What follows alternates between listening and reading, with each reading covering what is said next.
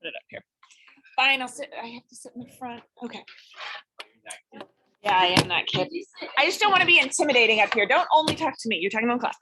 Okay, so you're gonna come up here, you're gonna give your presentation, and everybody else will be following along with what you want them to do. So you're prioritizing what the group is telling you to do. But I do have these blue sheets so that you can take notes. So if the groups are nice, they're gonna tell you the page number and they're gonna tell you the chapter where you can find this quote. And you can kind of keep track of any ideas that strike you as brilliant or interesting, so that, again, you could use them on your paper if you wanted to. So I'm not collecting this. I just want you to have it so that you can take notes if you find it sort of worthwhile. The other thing I want to point out is that each of you guys are going to have to present up here, and in each of your groups, you're going to be asking, I don't think that this is going to be an issue with this class because you guys are always good at participating, but each group is going to be asking you to participate in some way. And if you are good at participating, then when you come up here and present, people are going to be more likely to help you out, right? So if Allie Rose is like, for every group, like, hey, I have this to say, I have this to say, then she comes up here and gives the presentation, everyone's going to want to help Allie Rose out because she's been so nice to them. So that's just a long way of saying participate if they're asking you to participate. Okay, then who would like to go first and get it out of the way? We won't get to everyone today, so I'm going to go with these guys first. Mostly because I'm afraid they'll be distracted. Okay, if you are at home, I think it's just Cressida, you need to take notes on each presentation and you'll upload the notes. Just take it on that blue form.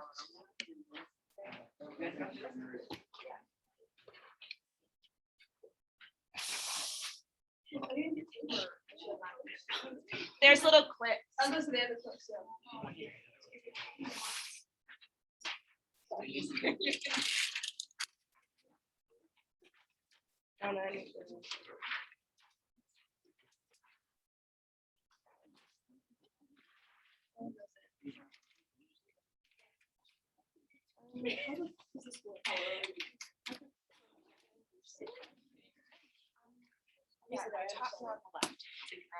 Of my desk.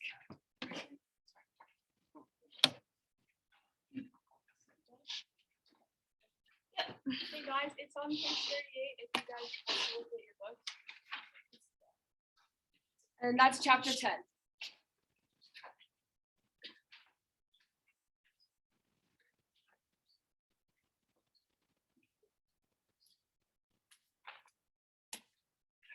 Okay, so the quote we chose was, well, it says, "My natural elasticity was crushed, my intellect languished, the disposition to read departed, the cheerful spark that lingered about my eye died, the dark night of slavery closed in upon me, and behold a man transformed into a brute."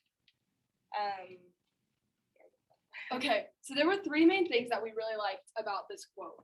One, we liked the connection between, at the very beginning, it says, my natural self, kind of, and then at the end talks about brute, which brute, we thought of that, we thought of like the natural man and what it was like in throughout history and what just a man is like in his core, just again naturally.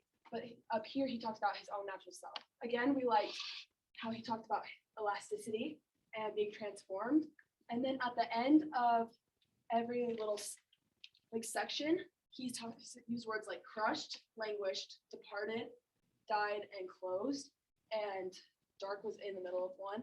And those are all words with a negative connotation that make you kind of feel closed in and something's leaving. We can explain the word brute. Yeah, sure. Okay, you guys, help me out here. So what are some synonyms you guys think of? Yeah, that's a good one. What else? Yeah, Animalistic. Ben?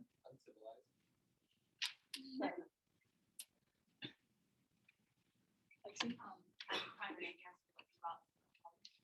Yeah. So we kind of think all of those, you know, animalistic, uncivilized, savage, and sometimes you think of a natural man, like think of a caveman, right? Like they don't know very much. They're just very based on instinct. Noah? Well, sorry, this is like a long. I just like how you know how this is his natural, like this is his natural self. He says his natural self seems very like a Steve.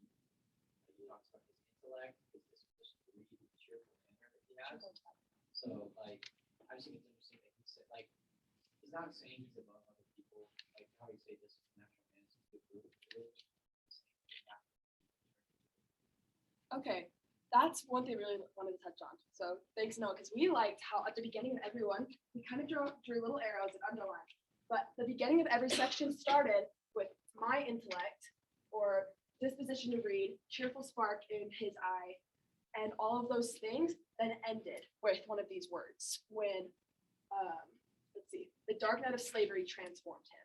So naturally, he was flexible, elastic, and he was able to adapt. But then finally, the last adaptation that he got transformed him back into what society thinks a natural man is. Not his own self, because he knows that he's intelligent and he's unique and he has a lot of potential. But society kind of thinks of, especially these African slaves, as being savage, animalistic, uncivilized, and harsh. Sure. All right. So when I was looking at this, I saw elasticity, and the first thing I thought of was an elastic. I started thinking about the process of how an elastic was made, and it actually very well tied into the situation. So with any rubber, you kind of once it's created into a rubber block, I kind of saw that rubber block that everything starts as society and the norms and stuff like that. And big rubber blocks eventually cut into pieces, and each of those pieces can go towards being created into different things. So everyone comes and starts in the same sort of place, but then everyone becomes formed into different objects. And so with the elastic, so say the slaves, we are the elastics. They all are a little bit different. They aren't exactly the same. Some are smaller, some are bigger. And when you stretch them, they can stretch really far, but there's only a certain point they can go to until they break. And they can also they're all, once you stretch them a little bit, once you take they're not the exact same as when they were originally formed. They're kind of deformed and stretched, but they're still there and they're still you can still use them. So that kind of ties into the words at the end, the dark words, where it's those are the breaking points, and those can almost be represented by the scissors, whether they're stretched really far, or it's if we took that rubber band and we stretched it far to its point, but then it's crushed or it's departed, and then now it's broken. And that's kind of the point to where many of the slaves got. It's they had these natural places, they had intellect. You're born with this. You have that joy. You have those natural things, but then you're stretched to the point of breaking, or you're cut, or you're cut down. Yeah, so my thought is we've talked about the attributes of your natural self, and then we've also talked about what happens when you get turned into that brute. All of those things get cut off, they depart from you, they leave. And then now this part, the dark night of slavery closed in upon me. Why do you think he used dark night and slavery to kind of describe what he's doing with that? Lexi? Dark night. I think the main part of the phrase dark night is the dark part. When you're in the dark, I got my thoughts for 2 seconds.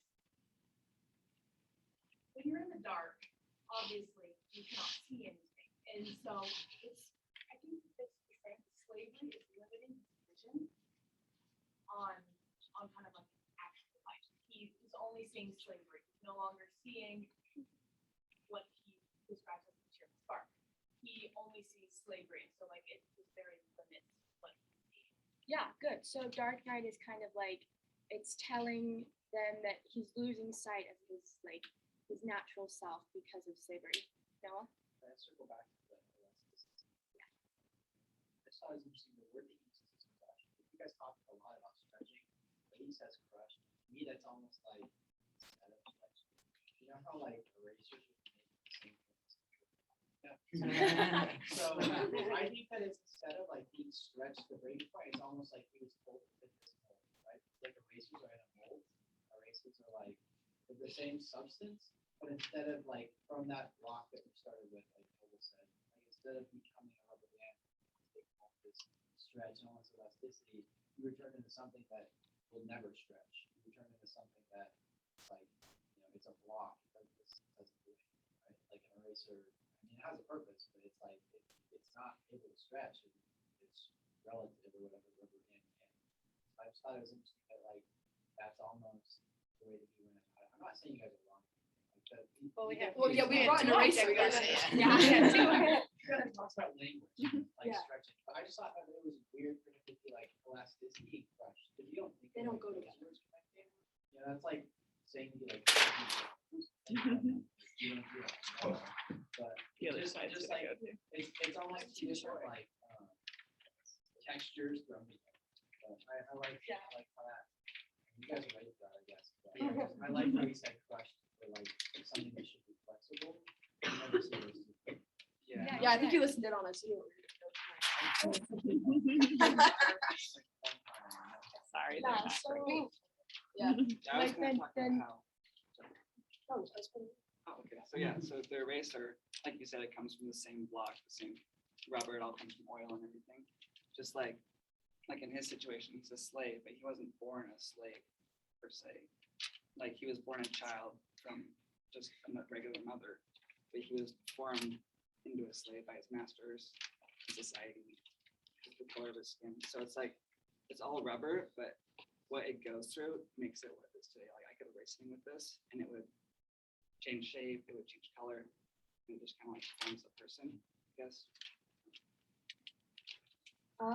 So just our very favorite thing about this was the two different kinds of natural, because we talked a lot about some of the qualities that like you yourself would have that make you just unique, and then the qualities that society kind of thinks. And not only is it something that society just thinks, but they also kind of thrust it upon these slaves. Like this last sentence here talks about the dark night of slavery, and then behold a man transformed. So he was elastic in this one way, and then finally he was transformed into something else. Okay, any other thoughts on this one? Well done, guys. Sorry about the technical difficulties. Where do you want to put this? Garbage. I want you to put it together. That's the notes. Are you guys on this one?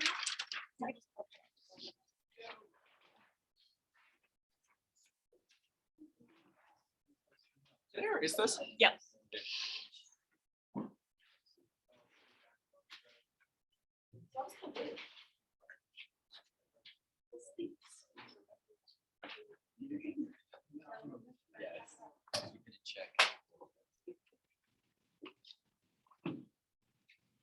So Ben's gonna write our quote for you on the board, and then we're gonna discuss it. I like that up there.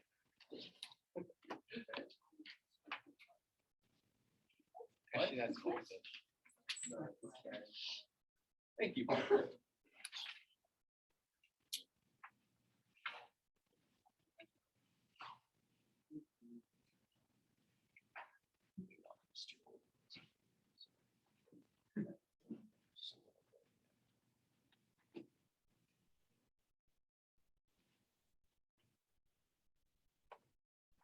So this one will tell you where the quote is.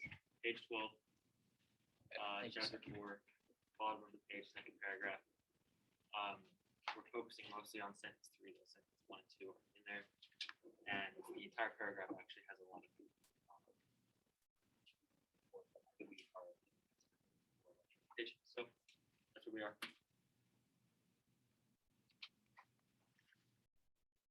Mr. Ward.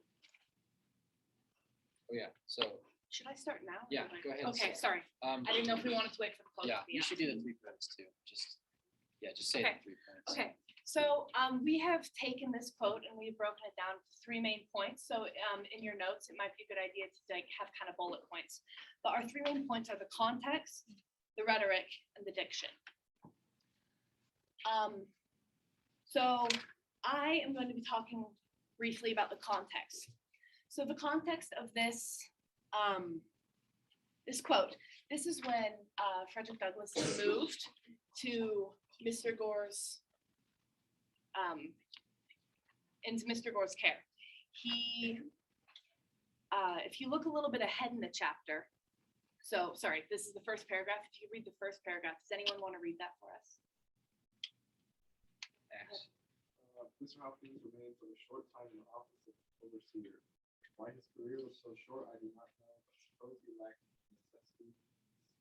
the necessary severity to suit Colonel Lloyd. Mr. Hopkins was succeeded by Mr. Austin Gore, a man possessing in eminent degree all those traits, character indispensable to what is called a first-rate overseer. Mr. Gore had served Colonel Lloyd in the capacity of overseer on one of outbounds and had shown himself worthy of a high station of overseer on the great or great hospital. Thank you. Okay, so as we can see, we went from Mr. Hopkins to Mr. Gore. And as we continue reading, which that's not my part, but as we continue reading, we will see how Mr. Gore is not a great person. Anyways, That's the point. that's the point we're trying to get across with the context, is we go from Mr. Hopkins to Mr. Gore. So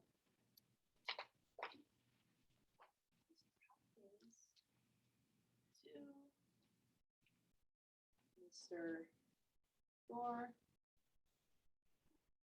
who Right, and then we're gonna move on to Frederick. Oh, yeah, sure, go ahead. I don't care the photo. Yes. I wrote it So, in my notes. very good. So, I just took over the rhetoric, and first off, that was interesting. Most of what he talks about, this whole paragraph is very connected.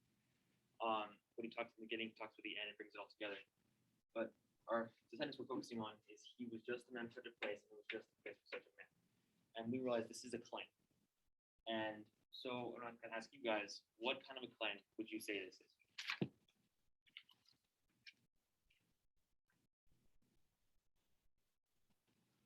Just a man for such a place, and it was just a very nice. Basically, like, he's perfect for his job, like, he would fit for anything else.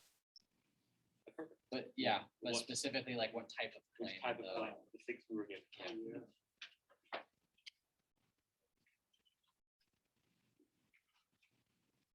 Gonna write the letter Like, down. the evaluation.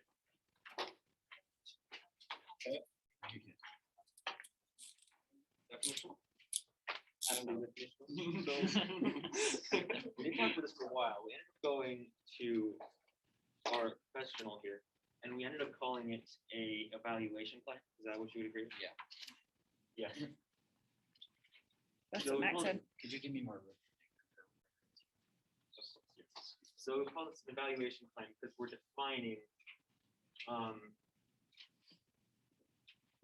exactly like what he is. He's good at what he does. He said he is. He's perfect for it. Just like Max said, he was made for this job, and it just exactly where. I mean, it was just perfect for who he was. It's really sad. This is the kind of human being he was. Being a slave master was perfect. So we said it was an evaluation claim for him. He was perfect for this job. The job was perfect for him. Oh, he's not here. They also use in rhetoric, they also use parallelism. Throughout the entire paragraph, the sentences are very similar. The first 2 sentences are built extremely similarly. It has Mr. Gore was, and it lists 3 adjectives, which Cameron will get into later. But it's almost the same sentence twice. And we also use anaphoras. The entire paragraph, you can look through it. I'll give you a chance to read through. Most of the sentences start with he was. It just talks about Mr. Gore, who was the person. Yes. Yeah, I would just say it's very symmetric. The 3 beginning like it was. They're all similar weights too, yeah. Yeah, and then like it's symmetric in the way towards it was just a man. Oh, yeah. Symmetric for the Yeah, exactly. And that is the anadiplosis. The sentence here is a very strong anadiplosis. It says he was just a man for such a place, and it was just a place for such a man. It's even stronger than anadiplosis. Anadiplosis would just be, it ends it with for such a place, and it was just a place for such a man. talks about the entire sentence is flipped. So it has very strong parallelism there. You can see this throughout the entire paragraph. It goes to the sentence that go the same. Always starts as he was. Talks as Mr. Gore was the person claiming that he is he's perfect for being. All right. Sure. Okay, put it on. So I want to invite you guys all to write this down real quick, kind of how we've written it down. So including Mr. Gore was and he was, because we're gonna annotate it a little bit. Kind of puts it here. So as we just talked about, I want to go over each of those pieces of rhetoric just really briefly. So we talked about parallelism, the evaluation claim. We talked about. Oh yeah, sure. Do that for me, thanks. So we talked about the evaluation claim. We talked about parallelism. We talked about image closest. Anaphora. And actually parallel sentences.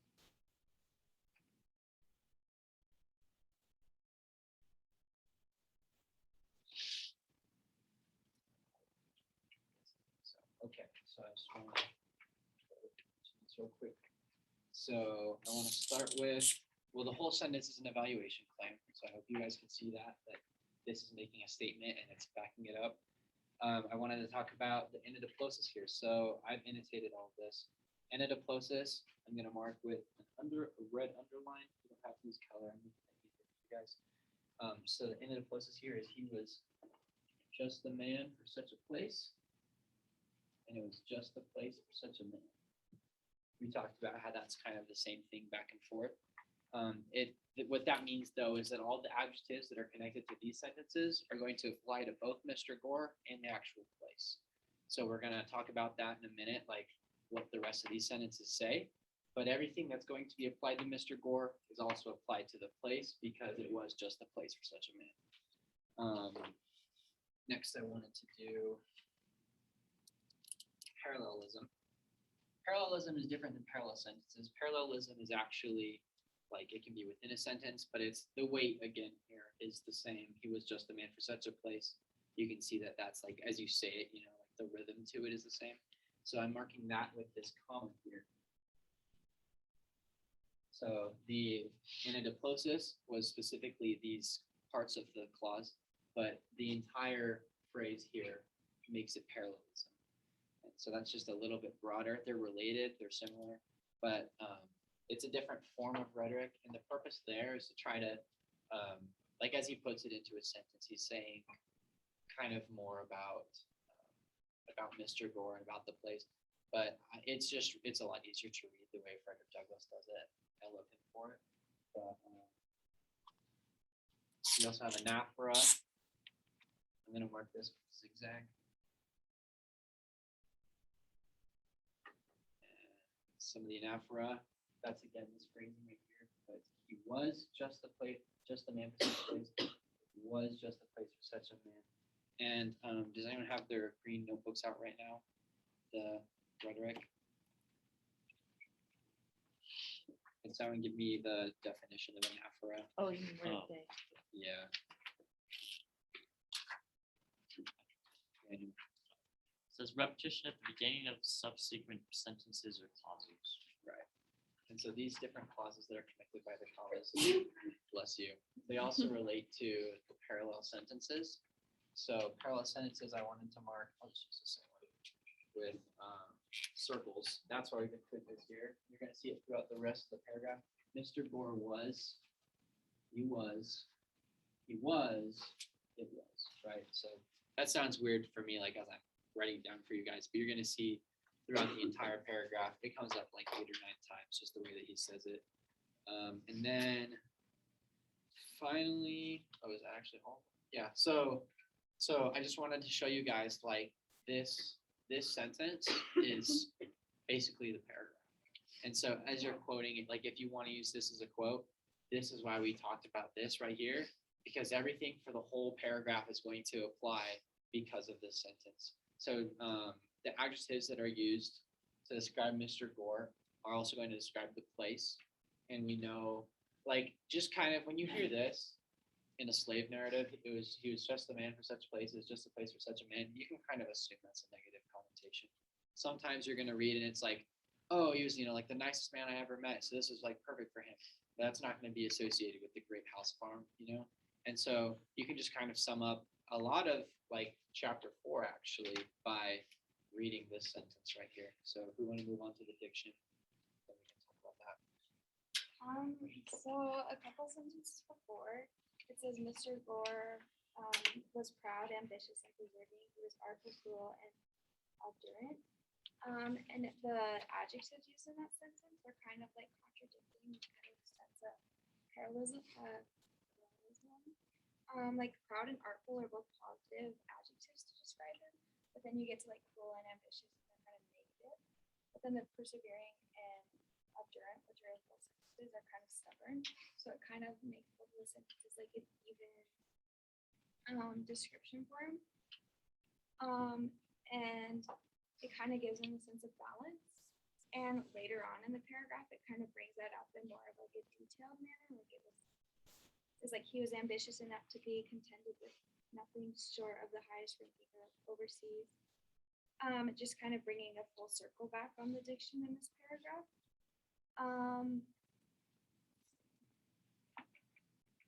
The kind of balance and description for him makes him kind of well-rounded, which is allowing him to fit this position very like well, just because he is so like well-rounded and balanced in his thing.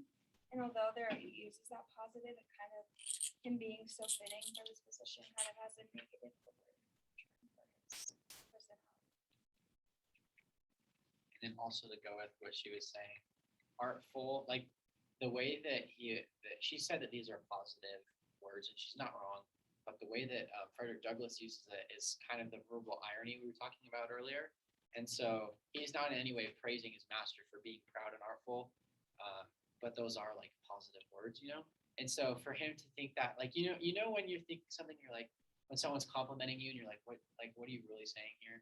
Like, I kind of feel like Frederick Douglass is applying artful to like crafty. And when I think of crafty, that's not like great, but that's kind of like, sneaky. He's kind of, and then proud. Like proud can be like I don't take crap from anyone. Like I'm my own man. Like that kind of thing. But in this sense, it's almost like because of his position.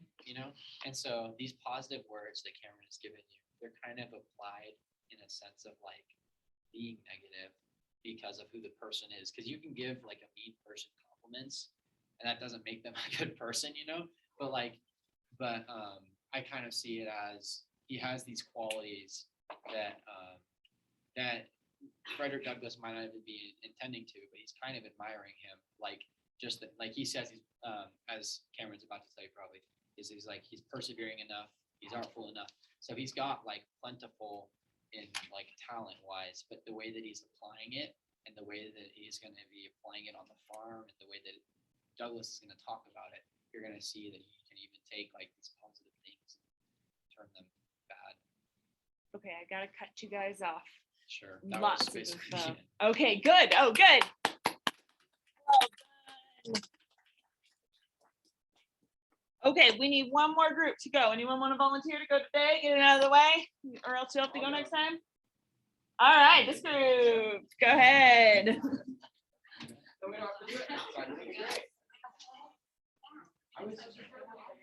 I wish I might raise my profile. Okay. If I make any mistake talking, I'm sorry. You're fine. You are so fine. Grace, what do you guys think of this? I think it's that we are too comfortable. Yes, I think we are too comfortable. Okay. No, I think you've left your I'll No, wait. what did we do? Oh my.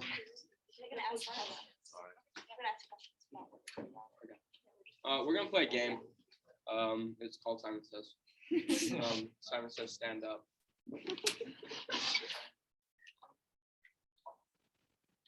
Simon Says touch your head. Sit down. Simon Says pick up your desk. Simon says set it down. Simon says touch your own blue shirt. All right, you sit sit down down. if you're Yes, not. yeah. Yeah, sit down for you to touch your own shirt. It counts. Hmm.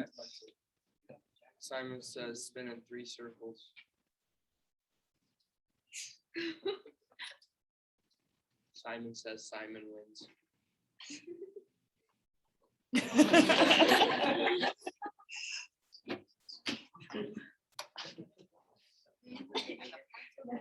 Sure, okay, I'm gonna.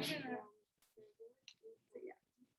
All right, the quote is kind of long, but. Wait, it's in page 57 and chapter 10. Yeah. Well, it's on. We are not going page to write it 56. because it's like a full paragraph. So. Yeah. It says, their word was to be my law. My situation was a most trying one. At 56. times- Yeah, 56, sorry. 56. Is it at the, it's at the top. It's at the top. Okay, got it. 10.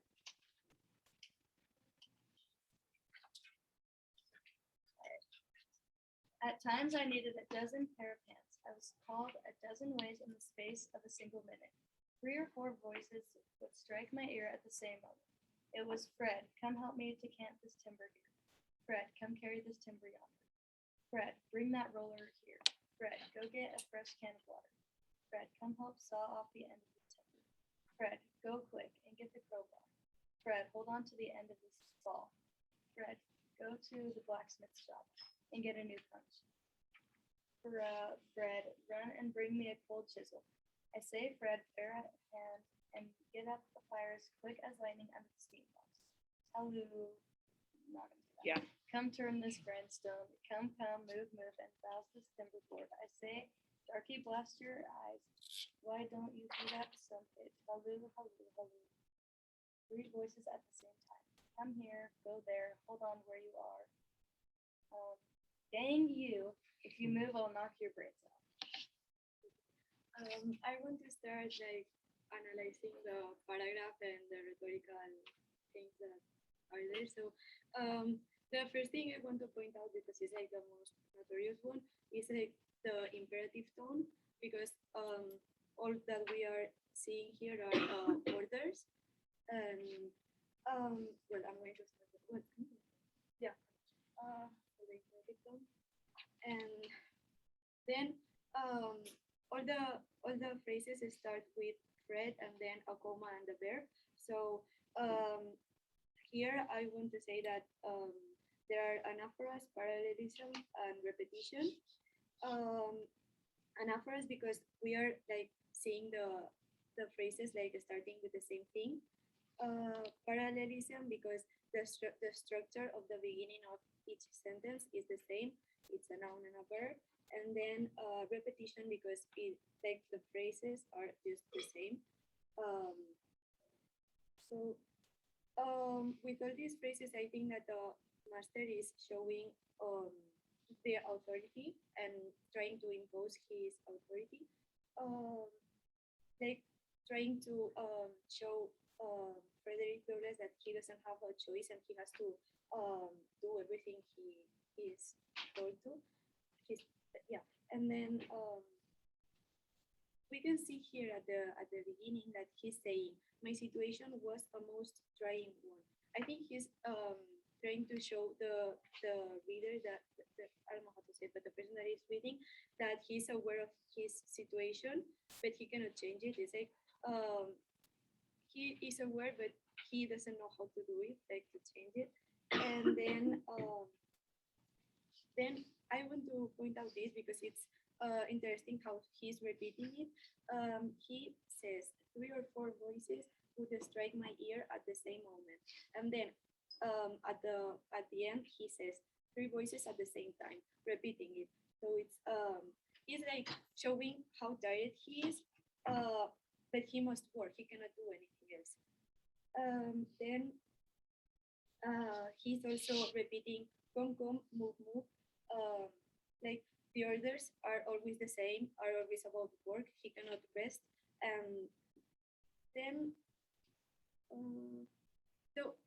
he's also threatening him if he doesn't work, he will pay for it. So I think that is one of the most important things of the paragraph because it doesn't happen just once, but more. And I think it's really like at the end we can see it. Like I don't know how to explain it, but really clear. With the damn you, if you move, I'll knock your brains out. And so I think that he's also showing that he cannot answer to those orders. He can only do it because, as we could see at the beginning of the book, the masters want the slaves to be ignorant and to don't be able to like talk or like I don't know how to say it in English, but they only want them to obey orders and just like animals. So when he says at the beginning, their word was to be my law, he's showing that he's not right, but like the masters. So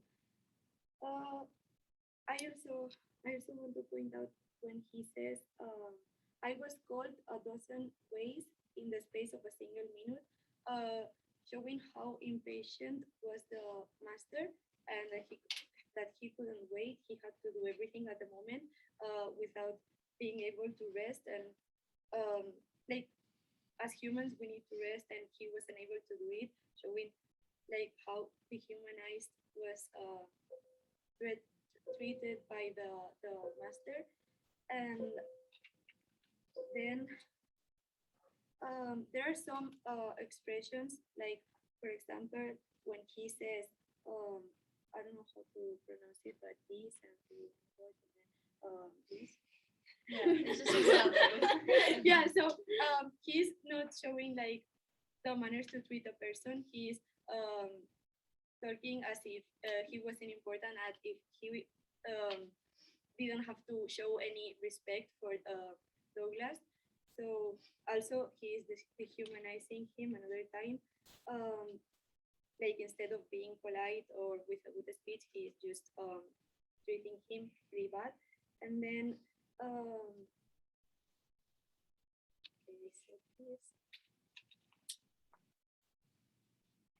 so also he uses the N word to reflect his lack of rights, making the slave feel as he's not human, dehumanizing it another time, creating that feeling of burden and making him feel as he doesn't deserve anything in life. And I think that is what is happening, like what happened with all the slaves. Also, I think that showing this way to treat him of this master, he's also showing the ways of a white man to treat a slave in that time. So we can see the manners of the typical white citizen of that time with some specific traits as, for example, intolerance, anger, impatience, malice, and strictness. And we can see that in most of his manners. And I think that is everything. She really went full in depth in analyzing this. Yes? I just had something that I wanted to try with that. Found that like on the third page, it's close to that. Says, like, yeah, well, it says like, sorry, like it says kill the thing, and we're kill him, he struck a white person. And so like that's kind of like I was just saying how like this is like they're treating him this way and they're repeating something that kind of get the point across that he doesn't matter. They don't even say him being a slave really. Like it's a lot like I don't know if this is appropriate. Like I'm pretty sure they would like the way it was saying. Yeah, it's a racial insult. Yeah. Yeah, but like that's very. They strike him for being black. Like they don't even bring up the fact he's a slave. They toss him around, and he is a slave. But that's like, you know, like kind of if you have a boss that like orders you around for like, and like calls like idiot hair or something, you know, like it's like taking a physical trait and like making that your personification of this. And then, you know, just keeping you in order because of that. So be like, wow, kill him. He killed a white guy. That's really, really not intentionally verbal irony, but definitely like the way that they're saying it, like that's. I just wanted to bring that up about seeing about like Especially with their language, Yeah. like what you're saying, there's a significant difference with how they're speaking. So if you look at how he writes the entire narrative, this entire like novel, and how they speak to him, especially at the very end. We pointed this out when we were talking. The hello, hello, hello. It's not written like a normal polite hello. Yeah. It's written with an accent. So, That is weird. So- I didn't, I don't like, for your point, like I've never thought about that. How he just sounds so much more educated than these people that like his actual slave masters, even the people who don't know how to read. Like he just sounds so much more educated, and he's like being. So,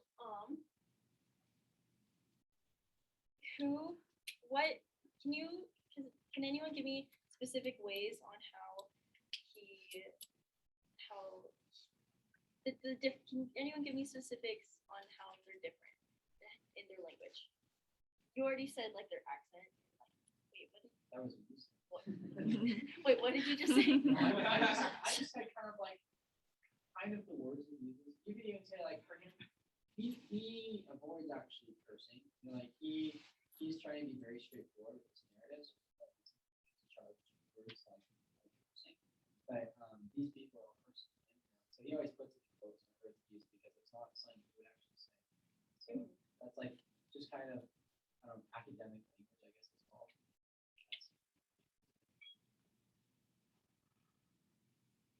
So along with academically, how the way that they speak, can anyone give me like one word description of the way they speak? Or Pretty much say idiot. He lets himself be inferior in it, even though I think he knows isn't naturally below him, but to avoid conflict, it just he understands.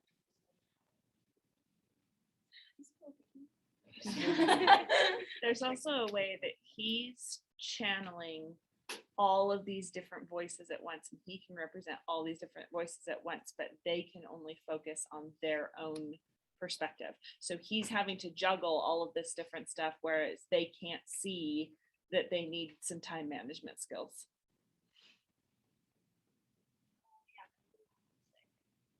I think the slave holders, their dialogue really like excited or like privileged. They really like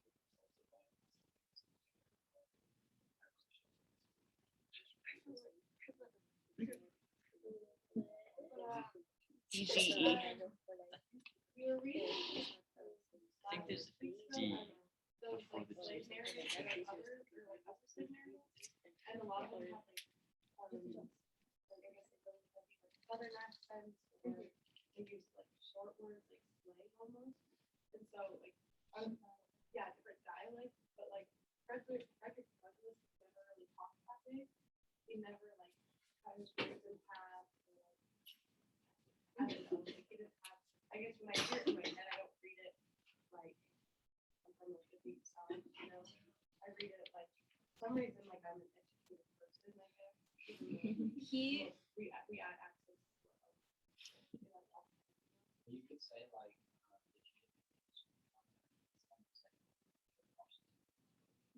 there's no difference between an educated white man and like former slave in terms of so specifically this context juxtaposes their education, and not just in like reading education and like academics, because they are probably more academically like smarter, but in a humanistic way.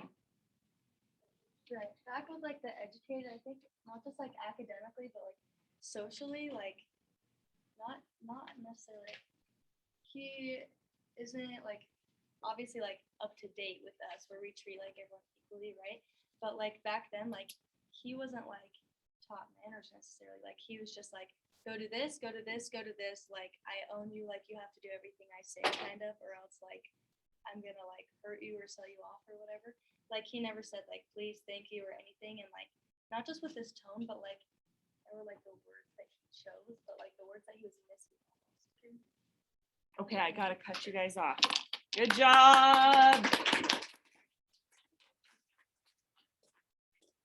Okay, so we'll have the other groups go next time. Who do I have left? I have you guys and you guys. And that's it, right? Just the two groups? Okay, perfect. So we'll get into talking about how we're gonna actually write this paper next time. I'm hoping you got tons of good ideas from people's presentations. And that is all.